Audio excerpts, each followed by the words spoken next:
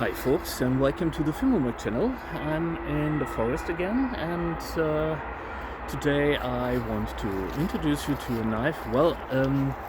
I actually already introduced you to it, but I want to talk a little bit about it because in my opinion this is a really valuable tool to carry if you are out foraging in the woods or even for really hard bushcraft. And it might come as a surprise because it actually is a slip joint knife, and this is it. This one was made by Otter Corporation in Solingen. It is out of production, which in my book is a shame. This has a sheep's foot slash lamb's foot blade. I don't know how to call this in English because it's a little bit in the middle. The handle has a sort of a sway back, and the blade, the edge is sort of drawn in, which is really working a cinch. If you really want to remove material like so, it really works quite well to remove a lot of material at once. This one actually was touted the Berufsmesser, which translates as craftsman's or trade knife. Trade not in the sense of the trade knives of America, but in the sense that it was a knife for journeymen and masters for carrying at work, and it's a work knife. And you can see it's pretty working well with that drawn-in edge. I'll put that aside for a moment because I want to talk about it. And the blade is made from C75 carbon steel, which translates to 1075 or something. This is not the highest carbon steel there is, and that you possibly could put on a knife, but this one is a really resilient steel, and it also gets really sharp. It isn't the edge holding capacity seems to be not as well as on a modern steel. The steel is still it's still alive and well, and but compared to a modern steel like VG10 or something, or what have you, even the mildest steel varieties might have a better. Well, it's not and that this is the mistake we all do. It's not edge holding capacity, because this holds an edge pretty well, and this is about 10 years old, and I have sharpened it maybe once.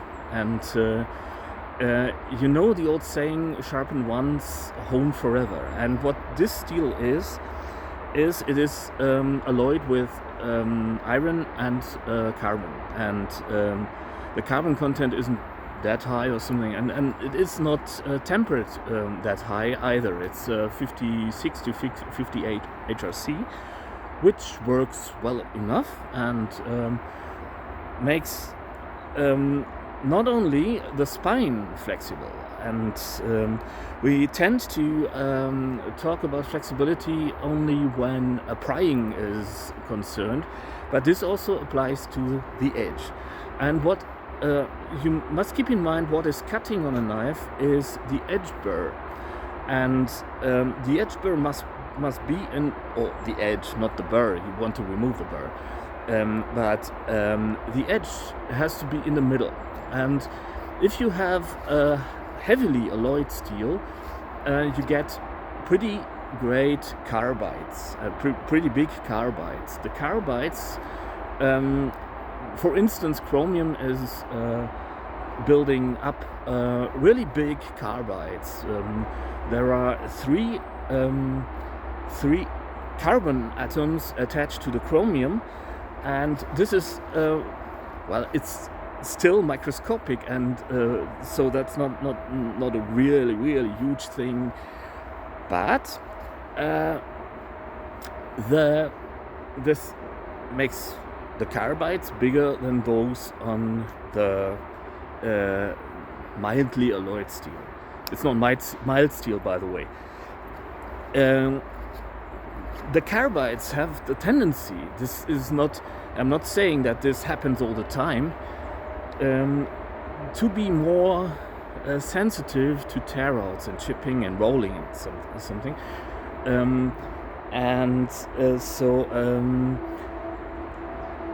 If a knife with a heavily alloyed blade gets blunt, it's blunt. You need to gets dull, it's blunt. The difference between being dull and blunt is, dull is okay, it doesn't cut that well anymore. Blunt is if you can actually look at the edge that way, and you can take a torchlight to hand in order to better estimate this. You can sometimes see a reflection along the edge, and this is blunt or dull. And because there's a difference. If the edge just turned over that way and has a certain elasticity to it, you can simply strop it. You can put it on a leather belt or something, or on a steel strop, and that way you can maintain the edge for a really long time. If you make it a custom to use stropping steel or something on blades like this, not on Scandai blades, because that's not a great idea. But that way you can maintain the edge sharpness for a really long time, and actually it keeps an edge well. You just need to maintain it. And if a heavily alloyed steel, especially stainless steels, are prone to that, gets dull or blunt, it gets blunt because you get tear outs, and you need to readjust the angle of the edge really quick, as compared to a more resilient carbon steel. On the other hand, it takes a lot of a longer time, that it doesn't cut anymore as well, at least as well as it originally did, and so that's just not comparable. You need to take care of a knife like this in a different way than you would on a knife with a heavily alloyed blade, and this is something people tend to forget. As I said, the handle has sort of a sway back, which really aids in the cutting and the collecting of material along the edge really well. Gives you a lot of purchase. The scales are some, I think it's sapelli wood or something, which is a little bit comparable to oak when the hardness is concerned. And I personally do find this rather beautiful, and it ages pretty well. It's darkening a little bit. I don't know if you can see this, but if you take a little bit of care for it, then well, this gets more beautiful this time. The bolsters are just iron, mild steel. There is a really sturdy rivet showing due to the patina, and I love the that recession and the bolster design. The blade is rather thin and has a distal taper to it. It tapers from 2.4 millimeters to just really, really fine and well articulated tip. What I personally like about this knife, I like to use it for snacking, and if you get, say, a swordbuster or even some other whittling or slate knife, you always have that tip, and that's a great thing that there's a tip and there's a pronounced tip. But if you want to spread some butter or something with this knife, you can just turn it the other way around and scrape off the butter and put it on your bread or your bun or what have you. So this is also a pretty awesome snack knife, and locally there is sort of snacking culture as well, which is known to a few people, because this knife was actually widely in use with miners in the coal and iron mines in the region, and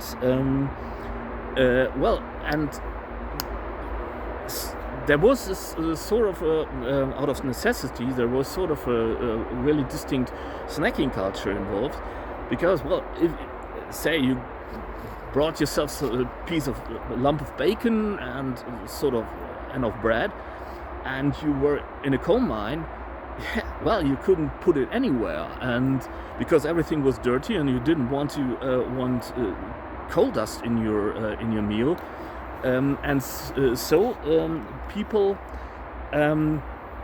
ate their food over the thumb, and you can use this is the potato peeler grip when you're carving.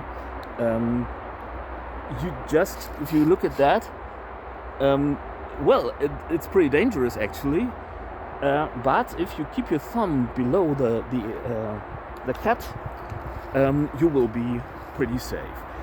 That's not to say that shit happens, as I say,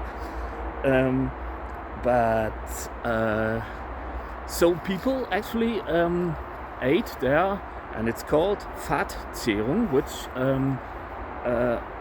loosely translates to the shift snack, shift provisions, or, well, you ate that on shift, because, well, you need to eat. And, well, doesn't appeal at all to our chancellor, but that people need to eat, but still, it's biology. Maybe we can replace us all with AI.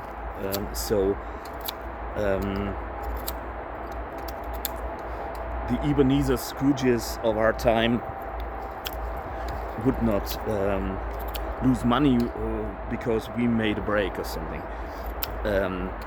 Really great idea, I think, and I will actually write a concept and reach out to the local economical lobby. I'm just kidding, of course. It's a grim joke, because I know these assholes from working with them, and if you think they are bad, think twice. There are even worse. But again, not a political post, not a political video. Just a guy whittling with a really common man's working knife, and you can see it's it can really be put to hard work. And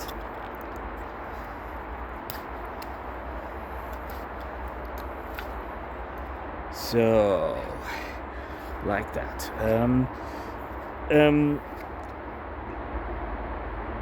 I added a lanyard, and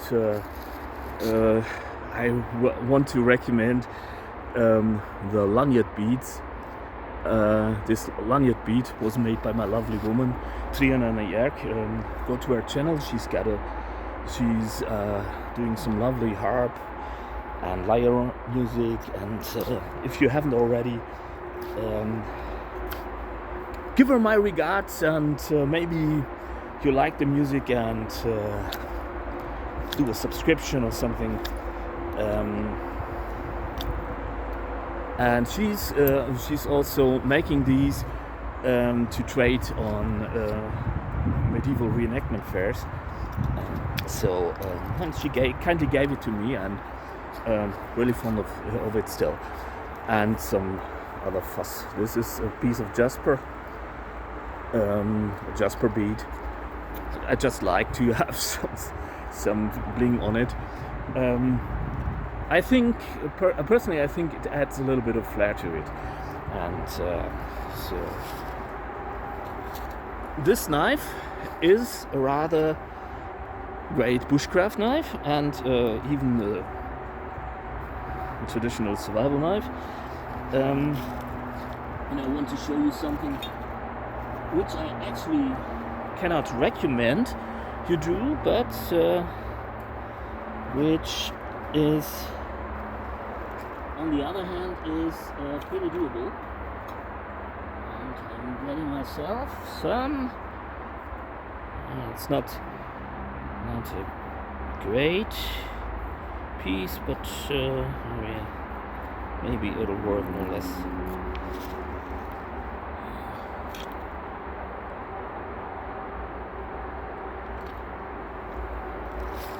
Because what I got here is a piece of rock, quartz to be exact, and where to put it. I hope that turns out. Haven't practiced for quite some time, and so it might not work. Not wanting to destroy my bling.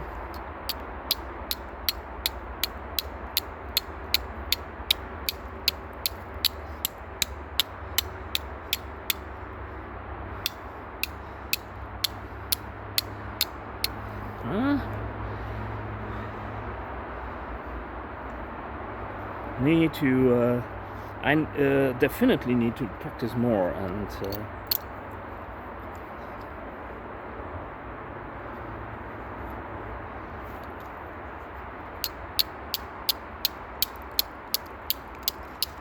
the silly face I'm making is a bonus as usual, rather a bogus.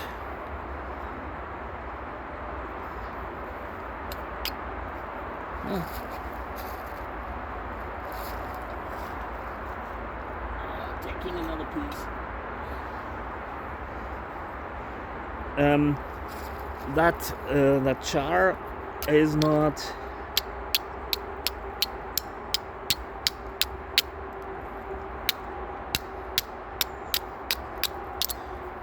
that great, because I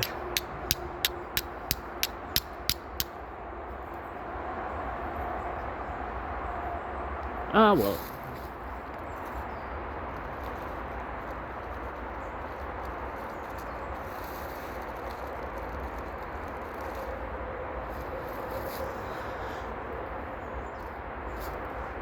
I don't know if you can see this.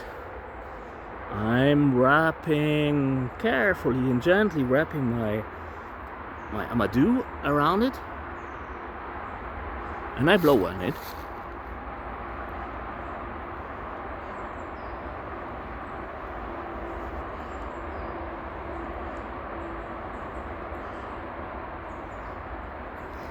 I'm wrapping the amadou around it because,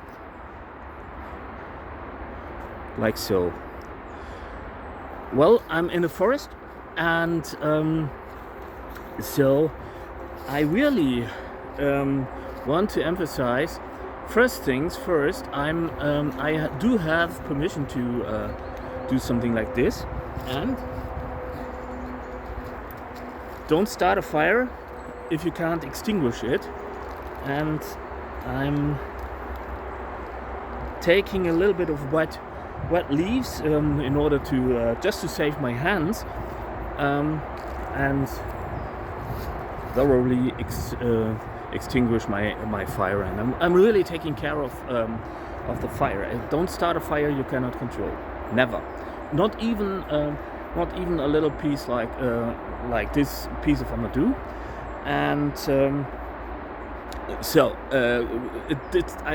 personally, I do think this is a really serious matter, because never ever do this in summer. In summer, you can do this on your patio or what have you, or even in your kitchen sink. Please be careful and don't quote Uncle Fingelberg on that. Don't start a fire you can't control. But this is the equivalent to lighting a match, and the thing is, that you can actually use this knife for it, due to the protruding spine. And what you get obviously is you get a little bit of a burr, which on the other hand can also be used for scraping. You don't want that on. You don't want to overdo this. This will work in a pinch. I suggest you get a dedicated striker, and this is obviously gross abuse of the knife. And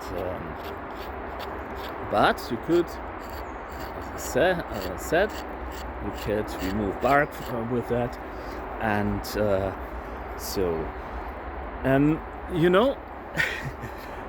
I think this is something. Well, I'm already getting on your nerves. I don't think a lot of people would call this a dedicated bushcraft knife, and honestly, maybe it isn't, because the term bushcraft wasn't coined when this was designed. This is a knife people used to repair wooden stuff in the mines, like ladders and something. And because miners were, paradoxically, because even then people were not too fond of common people having knives, because maybe they could with a knife they might have been coming for Ebenezer Scrooge to terrorize him in the Christmas season, and nobody wants to terrorize Ebenezer Scrooge. And because Ebenezer Scrooge is he earned all his money with honest work, and and also it's just a story. Who am I to believe in stories? And the thing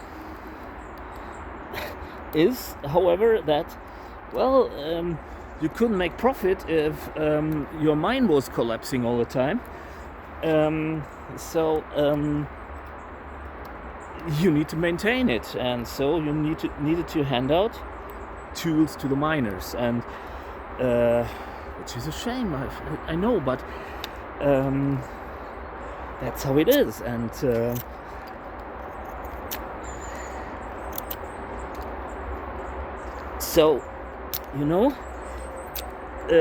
this is a pretty hard-working life, and is what I want to say, actually.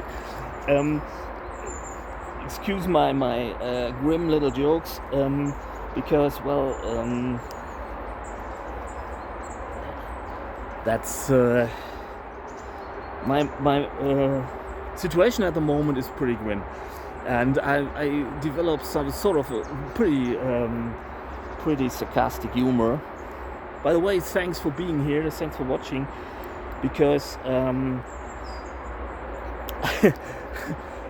just a year ago or 2 years ago, I wouldn't have guessed it, but actually it helps to talk to a box in the woods and make something with my hands. And I hope it's not just whining about things being grim. Things are grim for every one of us. I just want you to know that I'm not. I don't want to just whine around, but I hope maybe sometimes it helps to hear that you're not alone in your in what you think, and well, life really is shit at the moment, or so I do think, and a lot of people do think that at the moment. So maybe these people are not altogether insane, and well, I'm just the thing is, I just wished people would be a little bit kinder to each other. And as Tolkien said, if more people would value food and cheer above hoarded gold, the world would be a merrier place. And we can witness this real life at the moment, in real time. And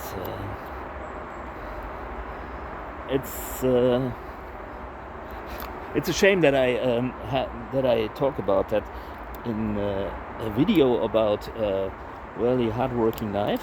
But you cannot talk about this knife without talking about the working class, because it's a working class knife it is.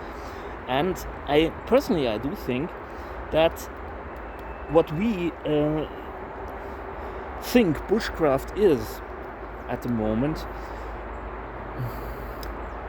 how to put that? I want to emphasize that it's not that simple. It's not it's not everything is political, and not everything is a conspiracy, and not everything is turning to shit. And that's not what I'm saying. But the thing is, the harder work, and that's a commonplace, was always done by the working class. And the working class used tools for ages that we now dismiss because, well, they are not cool. It's not a really cool knife or something. It's a knife that's looks pretty vintage, and that's actually it is vintage, just like myself.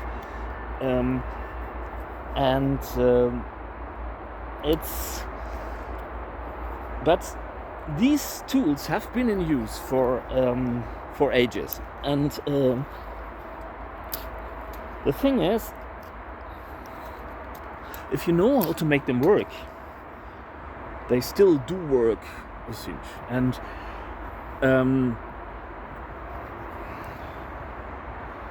this is what I want to say. I could, by the way, I need to put. For wood carving, I would need to put a different edge. It's rather robust.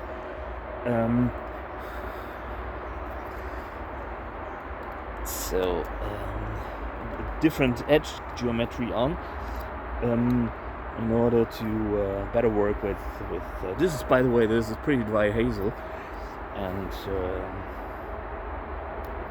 but it would work a tad better and more like my slate knives or something. But that's not to say it doesn't work.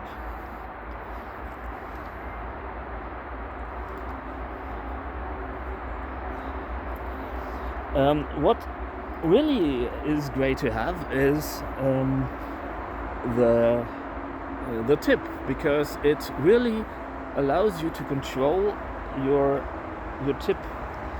It's honestly, it's crap for drilling. That's not as good. But actually, it's really capable of doing everything on this little sculpture that I can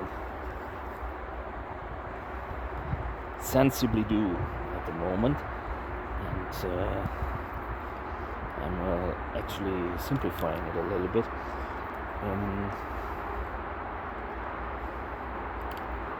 Like so, and sort of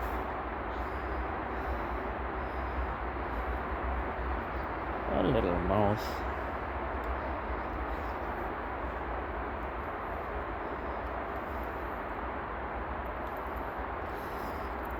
But I was talking about bushcraft and survival and what have you. And the thing with that is, and well, I will keep this rather short, because I know I'm constantly talking about this, because I find that pretty important. Because I think people do get intimidated. People see all these videos, and well, and there are those survival pros vanishing in the woods for months on end, and they are all alone, and the lone wolf and what have you. But this is not going to happen. And if you want to, well, these times are pretty grim, and but these are not the first times that are grim. And in Germany there's talk going on about working 13 hours shifts, because working class still has too much leisure time. And well, the thing is, we get all these things like 8-hour shifts, and that's in my opinion, this is pretty insane, because I've been training hard all my life. I've been semi-professional mountain biker, and what have you. I have been paid for what I did, so to say. I wasn't sponsored. Actually, I was working with kids, and but I did it semi-professionally for several years, almost 28 years, in fact, because and I have trained pretty hard, and at one point I really fell for all these training schedules and stuff. And if you want to train, and if you want to get better, if you want to enhance your performance, and what you do is you are not riding 8 hours a day, 6 days a week, full speed. But what you do is, first you work as a really, really low intensity. You work out at a really, really low intensity, and you you ride 3 times a week. 3 times a week. And first you go for maybe for 3 weeks or a month, depends on how your constitution is, and you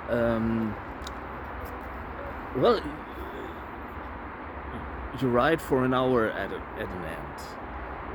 You ride for an hour at a low intensity, and then you slowly go longer, and you can what I found pretty great was riding throughout the year. And in winter you made a break of a month, and in spring you really worked out extensively, and this is endurance basics. Second day you went a little bit harder, but not too much. Maybe you did 2 training units of an hour again, a little bit harder, but not that hard that you were completely exhausted. And the third day you were going full tilt for half an hour, and you rested and made another training unit full tilt for half an hour, and then you did some rest days. And what that does is super compensation, and so your performance enhances with time. And actually you can also push the intensity of your training after you made some basics. And if you made these basics and you did these basic workouts, you could go longer. You could ride for up to 6 hours on end, but not before you laid the groundwork. And what we do did my apprenticeship myself and as a locksmith, and shittiest time of my life, but and you started on Monday, and you were on the very, very first time I worked. I did 2 hours overtime, unpaid overtime, of course, and I did educational things like sweeping the floor, or carrying rungs and what have you, and carrying heavy packages, and which really enhanced my knowledge about metalworking. Really, I wouldn't want to miss that. You know what I mean. And the thing is, a lot of old farts like myself are like, well, it didn't harm me either. Go get yourself up by the bootstraps. Didn't do harm to me either. Don't fall for that bullshit, because it is bullshit, and it is utter bullshit. And the very fact that people say something like, "Do me any harm either," is an indicator that it actually did them a lot of harm. That is not to say that sometimes you don't. Sometimes you actually do need to get yourself up by the bootstraps, but that's not the job of some chancellor of Germany to say to you, or your boss who has profits by exploiting you. And I'm talking about this along the lines of bushcraft, and this might be really far-fetched or sound far-fetched, but the thing is, people really get themselves up by the bootstraps, and they made do, and they had to make do because, well, they were always poor, and often a knife like this was the only tool in the household, and they were using it for preparing their meals at home too, because they didn't have another knife. Often they, in early industrialization, this is the shittiest time that mankind has ever witnessed, and I'm including the 30-year war in Germany. The shittiest time and the medieval ages and the early medieval ages and everything. The industrialization was the shittiest time the working class has ever faced. Early in the industrialization. I'm not saying that we are not having relative wealth even now. It's not that we are all. Still, I got a roof over my head, and maybe in some days order I will be able to afford food again. and I know that I will not starve. I will not die. Even if it's pretty grim at the moment, I will not die. So that's not complaining and stuff, but the working class always had to make do. And well, bushcraft and survival and what have you, they are pretty recent phenomena, the way we do this. And the way we do this maybe is back to front, because why do we want to go out in the woods? Do we want to get there because we want to show off our gear and carry a lot of stuff and what have you? Or do we feel at home in the woods? And I do distinguish. Survival is sort of an instinct, and you can train the techniques, and this will keep you safer in a survival situation. But well, survival often is about moving, getting on the move, and bushcraft is getting yourself cozy in the woods and making yourself at home in the woods. Sometimes you even make a home in the woods, like building a cabin or something. Not possible in Germany, not possible in a lot of countries in the world, but actually that's also part of bushcraft. And it's and if some miner was on shift and he saw a ladder that was broken at a broken rung or something, he took a piece of wood that was lying about there, which was put by a different shift or something, put there in case something happened, and he whittled. He made himself a rung and put it into the ladder in order for other miners not to fall down into the abyss. And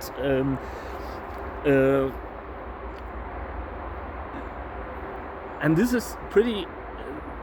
They made things in them days, and I know that firsthand because I knew my grams and both of them, and my granduncle and even my grandmother and my grandaunt were always carrying a knife and making stuff as they went, as they walked, and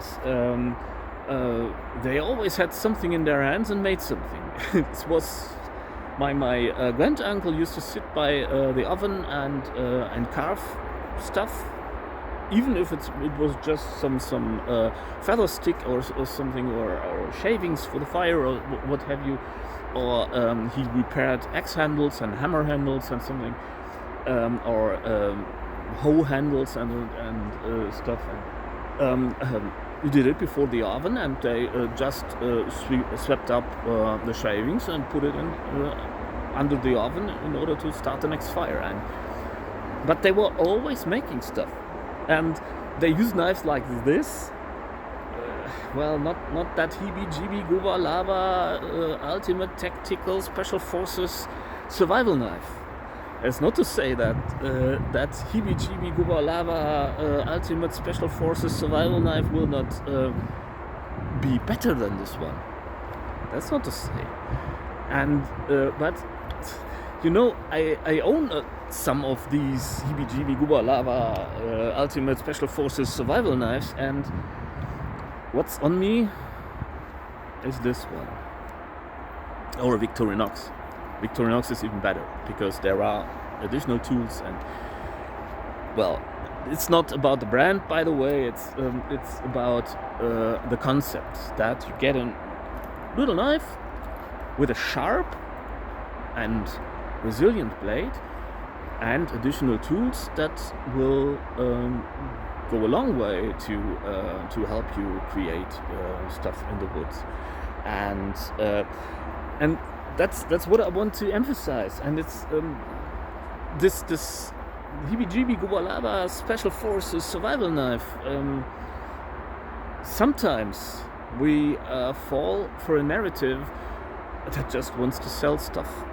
And if you're in one for funds, the result for some people is that they stay away from going into the woods or creating stuff with their hands, which, at least for me in my book, is a really soothing and relaxing pastime that goes a long way to preserve my mental health. And I can tell you, it's not easy at the moment.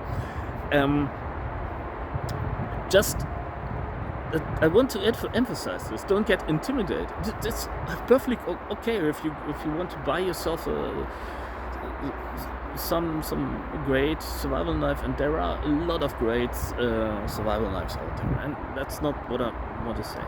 But put it into perspective. This is what I want to say. And well, as I said, honestly, this is not the best knife on the market there is.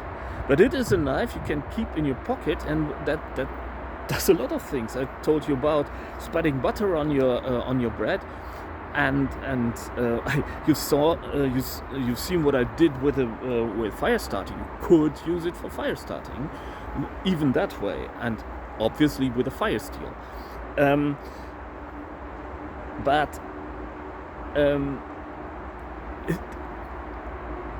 Sometimes you want something romantic, and you want to carry a story on your belt. With a Puko, if I carry a Puko on my belt in Germany, and I always think about the north and snowy woods and deep woods, and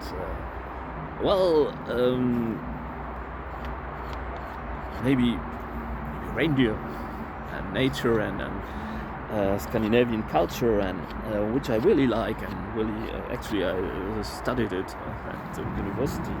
I was always really fond about the sagas, the old sagas, or literature, and something.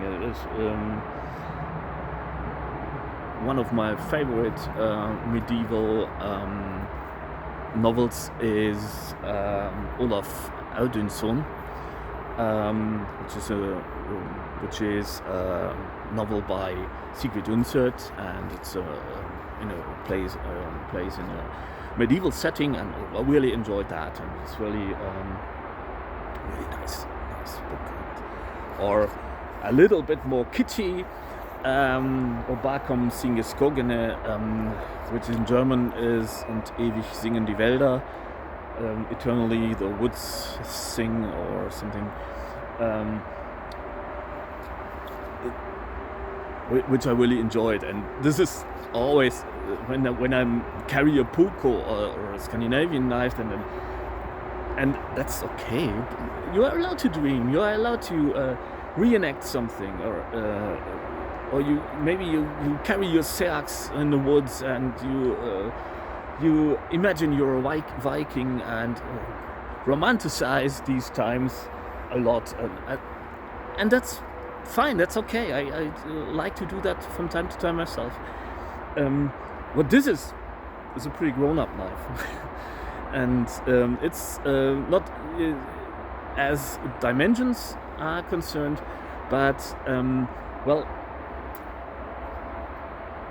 it does everything, and it's light, and it's not threatening, and you can do snacking with it. You can use it for whittling. You can have it on you. You can open boxes with it. It works cinch, by the way, with a sheep's blade. You can prepare food with it. You can that's a pretty versatile tool to have on you, and it's in most cases it really is enough. You see me carving this pretty tough hazel, and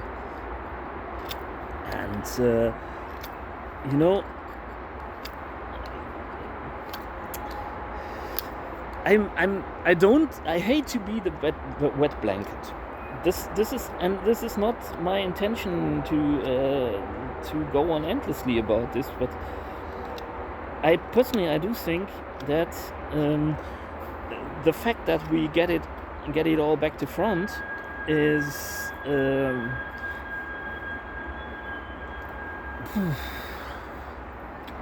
making a lot of problems we have worse.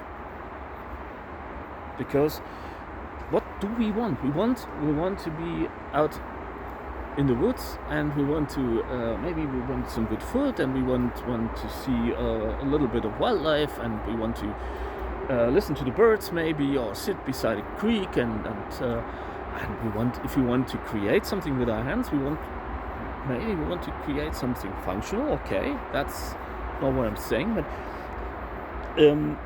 if we have learned to create something functional, it's often that we want to decorate it, or make something beautiful or whimsical, and that's okay, and that's is what I want to say. Don't get intimidated by all these monstrous survival knives, and don't think it's all about military survival.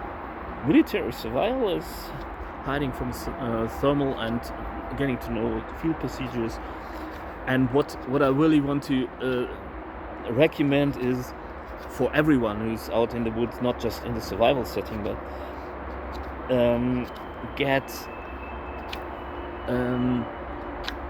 learn how to do first aid. That's the most important thing of all. And you might also learn how to extinguish fires, and fire brigade assistant certificate or something, which I did. And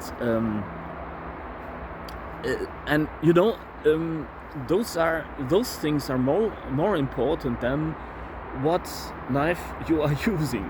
It's not. It's fun. It's not what I'm saying. I like to collect knives, and it's not obviously not the only knife I carry. As you've seen, I've always on me, and indispensable, really. And but I want to say is, take a leaf out of these old conquerors books, and it's surprising how capable these old-timer knives are, because they were actually made for actual work, not for some notion of zombie apocalypse or something. If you, sorry to be the wet blanket, but if you get some zombie apocalypse machete out in the woods, which I sometimes see, they are pretty useless. It's not to say that you cannot make them work, but why should you? It's something I think I will make a video about a cold steel SRK, but this because it's a great example for a really crappy knife for what I do, not what other people do. A lot of people really like this knife, and I'm not wanting to spoil it for them. It's just that what I want to do is doing pretty precise whittling. Not that there's not room for improvement. I'm still learning and still trying to get better. But on the other hand, it just simply doesn't cut. It chops a cinch and it pries a cinch, and that's what it's obviously seems to be made for. You can batten the shit out of it, and it's all great, but ask yourself, what is it what you really want to do? Most of us, at least here in Central Europe, what is it what we do? We go for a hike, maybe we go mushroom hunting, and then we sit on a nice park bench or stump or something, and whittle a little wood spiritus. And to be that honest to yourself, if you are inclined to do this, that is to say, it's not taking anything away from you, and that's what I want to say. It's not you are not a lesser person for it. It comes across a lot of times in on the internet that you would be a lesser person, but well, don't take it so serious. You have to take some things really pretty serious, as I said, first aid and stuff, but really, it's not as important as it comes across. So that said, actually the same content all over again and over again, and I'm not tiring to say this, and maybe I'm getting on your nerves, and if you know me already, you might watch the first half of the video, and then I'm my worst enemy for as reach and subscriptions go at the moment, but right now. But well, thing is, I know, but I find that really crucial for a lot of problems in our times, and a lot of personal problems we all have at the moment, because we are all, well, a lot of people I talk to are full of despair, and I just want to say, hey, there's a way. There's a narrative that's not as toxic as people want to make you believe. And stay away from toxicity, and your life will become less toxic. That's a really simple life hack. It's not that simple to accomplish, by the way, because there are a lot of morons out there in the world. But well, take yourself out for an hour or something, and go into the forest and whittle yourself something, or just sit on a stump and sip some tea. That's it. Stay sane and healthy, as I used to say, and thank you for being here. Thanks for watching, and really appreciate that. And even if it's just to get my own mind off things, to having to force myself out into the woods to do something with my hands, to show you, and be creative and stuff, because sometimes, well, it's even falling back on me, and I'm not perfect, and not, you might have noticed by now. What I want to say is, take good care, and I really hope to see you soon. Bye.